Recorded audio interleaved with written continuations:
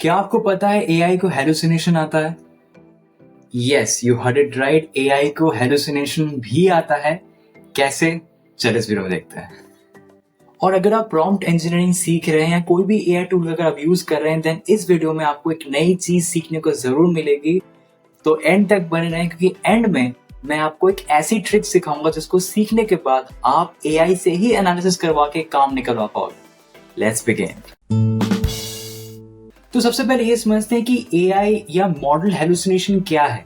Basically एक तरीके की लिमिटेशंस हैं। तो जब भी हम किसी भी AI like chat GPT, Gemini, कुछ भी, जब आप कोई भी रिक्वेस्ट सेंड करते हैं और रिस्पॉन्स में अगर ऐसी आउटपुट आए जो कि एग्जिस्ट ही नहीं करती हो, जो कि इनकरेक्ट हो, नॉन सेंसिबल हो, तो उसे हम एआई हेलुसिनेशन कहेंगे। अब इसके बहुत सारे रीजंस हैं, लाइक इनसफिशिएंट ट्रेनिंग डेटा। हम सबको पता है कि एआई को ट्रेन होने के लिए बहुत सारे लार्ज डेटा सेट्स की जरूरत पड़ती है। अब सोचिए, इन डेटा सेट्स में ही अगर कोई गलत इंफॉर्मेशन रहा, देन डेफिनेटली एआई आपको एक गलत आउटपुट प्रोड्यूस करके देगा, राइट? और भी बहुत सारे रीजंस है, लैंग्वेज कॉम्प्लेक्सिटी, क्योंकि कभी कभी एआई इतने ज्यादा कॉम्प्लेक्स क्वेरीज को प्रोसेस करता है जिसकी वजह से ऐसे प्रॉब्लम्स आती हैं। Lack of real world understanding, AI को रियल वर्ल्ड की अंडरस्टैंडिंग नहीं है, जिसकी वजह से भी वो गलत आउटपुट प्रोड्यूस कर देता है, right? Biases, learning, incorrect learning patterns, over generalisation, ये बहुत सारे रीजंस की वजह से एआई हेलुसिनेशन होता है। तो फाइनली हम देखेंगे सोल्यूशन क्या है। तो मैंने सॉल्यूशंस को 4 पॉइंट्स में डिवाइड किया है। तो पहला है क्लैरिफाई योर इंस्ट्रक्शन यूजिंग डिलिमिटर्स। अब ये डिलिमिटर्स क्या है, इसको भी हम एक एग्जांपल समझते हैं। मैं आपको एक स्क्रीनशॉट यहाँ पे दे रहा हूँ, आप देख सकते हैं। यहाँ पे मैंने एक स्टोरी लिया है, एक पैराग्राफ है जिसको मुझे समराइज करना है, राइट? और आप देख सकते हैं जो पैराग्राफ है इसको मैंने ट्रिपल बैक टिक्स के अंदर रखा है। ये एक्चुअली डिलिमिटर्स है, राइट? तो इससे क्या होता है, एआई को पता रहता है कि ये यूजर का कंटेंट है और ये नीचे जो है ये मेरा इंस्ट्रक्शन है, मुझे इसको समराइज करना है। और नीचे देखिए लिखा हुआ है, check the following text delimited by triple back ticks. तो इससे एआई को क्लियर रहता है कि उसको क्या प्रोसेस करना है, और ये डिलिमिटर्स की लिस्ट है, इसको आप अपने अकॉर्डिंग यूज कर सकते हैं। सेकेंड पॉइंट है ऐड कंडीशंस। तो अगर आप एक सॉफ्टवेयर डेवलपर हैं या अगर आपने एक्सेल यूज किया है, देन डेफिनेटली आपने कंडीशन स्टेटमेंट्स का डेफिनेटली यूज किया है, राइट? तो कंडीशंस हम प्रॉम्प्ट्स पे भी डाल सकते हैं। इसको भी हम एक एग्जांपल से देखते हैं। मैंने स्क्रीनशॉट यहाँ पे दिया है, देखिए। First find relevant information, then provide output based on it, right?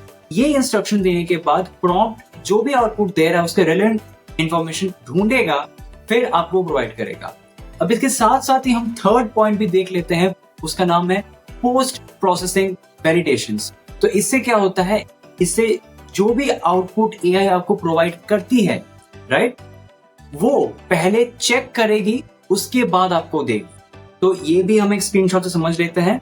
यहाँ पे देखिए मैंने प्रॉम्प्ट लिखा है, check your own output and if you don't find any relevant information simply write no data और नो इंफॉर्मेशन, राइट? तो इससे हम वैलिडेट करवा रहे हैं, एआई से ही एनालिसिस करवा रहे हैं कि अगर ये डेटा है तो ही आप मुझे देना, अगर नहीं है तो आप लिख देना जो भी आपकी स्टेटमेंट है, राइट? इसमें हम कंडीशंस और पोस्ट प्रोसेसिंग वैलिडेशन दोनों का यूज कर रहे हैं। तो लास्ट हमारा फोर्थ पॉइंट है, give the model time to think. As a prompt engineer हमें मॉडल को टाइम देना पड़ेगा सोचने के लिए, राइट? इसको भी मैंने एग्जांपल पे दिया है, आप देख सकते हैं स्क्रीनशॉट में, जिसमें मैंने लिखा है कि first work out your own solution to the problem, don't decide the solution is correct until you have done the problem by yourself.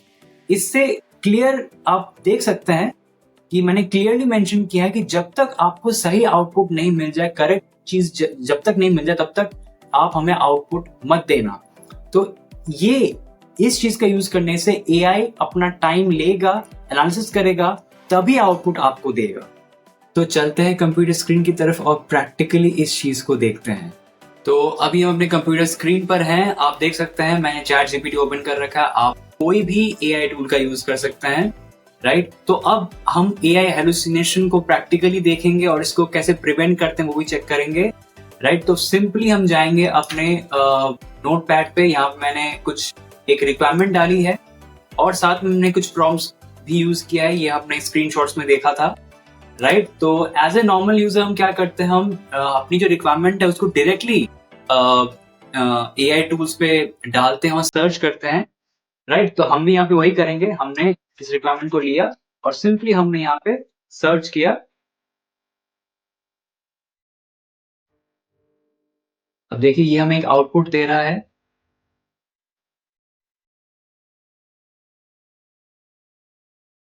Right. और आप अगर देखें तो ये आउटपुट बहुत ही रियलिस्टिक लग रही है, बहुत ही नाइसली फ्रेम्ड किया हुआ है। लेकिन सरप्राइजिंगली ये जो आउटपुट है वो एक्चुअल में एग्जिस्ट ही नहीं करती है। अगर आप वीडियो पॉज करें और इसको आप देखें इंटरनेट पे तो ये आपको मिलेगी नहीं, क्योंकि एग्जिस्ट ही नहीं करती है। तो ऐसे ये जो गलत आउटपुट है इसको किस तरीके से प्रिवेंट करते हैं, यही एक्चुअली एआई हेलुसिनेशन है, राइट। अब हम एआई से ही वैलिडेट कराएंगे, कैसे? यूजिंग आवर प्रॉम्प्ट्स जो हमने देखा था। तो यहाँ पे देखिए ये दोनों प्रॉम्प्ट्स का मैं यूज करूंगा, इसमें मैंने कंडीशंस भी लगाई हैं और पोस्ट प्रोसेसिंग वैलिडेशन भी मैंने लगाई है। तो मैंने कॉपी किया और सिंपली जो हमारी रिक्वायरमेंट थी, हम रिक्वायरमेंट को भी कॉपी कर लेते हैं।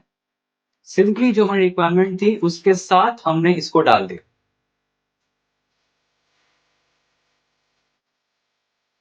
राइट। और अब हम इसको सर्च करेंगे,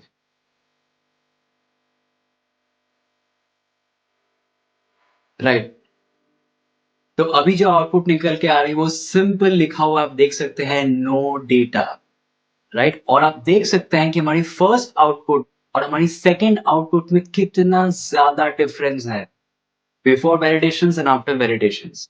तो इन प्रॉम्प्ट्स का और इन स्ट्रेटजीज का यूज करके आप एआई हेलुसिनेशंस को या ऐसे इनकरेक्ट इंफॉर्मेशंस को जनरेट होने से रोक सकते हैं। और अगर आप जॉब कर रहे हैं या प्रॉम्प्ट इंजीनियरिंग अगर आप सीख रहे हैं, देन इन टेक्निक्स का यूज करके आप सही आउटपुट और करेक्ट इंफॉर्मेशन आप निकाल सकते हैं। और ऐसे ही और एआई रिलेटेड नॉलेज के लिए और इंटरेस्टिंग टॉपिक्स के लिए आप इस चैनल को सब्सक्राइब करना ना भूलें और इस वीडियो को लाइक जरूर करें, ताकि आप नई नई चीजें सीखते रहें।